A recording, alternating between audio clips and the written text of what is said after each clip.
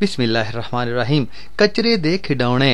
प्यारे जवाको, अज दा साडा खिडौना एक बड़ा अहम साइंसी तजुर्बा भी आ ते नाल नाल सौखा जिहा खिडौना भी आ।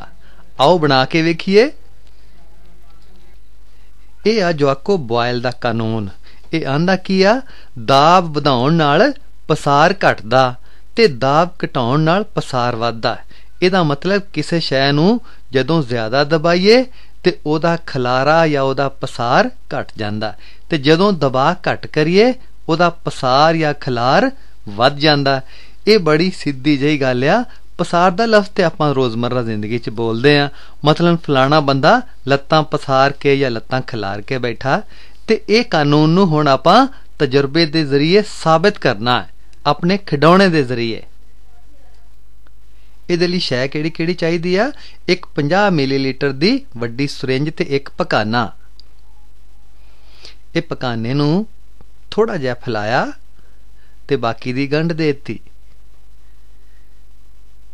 अगला हिस्सा फालतू कट दिता। ये बन गई लूची। इस लूची नूं इह सुरिंज दे विच सिटिया ते उत्ते धक्कड़ लाता सुरिंज दा। याद रहे कि लूची आज़ादी नाल अगे पिछे जा सके सुरिंज दे विच। इह धक्कड़ नूं हौली हौली धक्या ते अगले हिस्से अगे उंगली रखी ताकि हवा ना निकले बाहर। ये हुण लूची ते हवा दा दबाव वध रहा। ए देखो लूची हो गई छोटी। दबाव वधाया ते लूची हो गई छोटी, पसार घटिया। ये पिछां सुरिंज करके दबाव घटाया ते लूची हो गई वड्डी, पसार वध गया।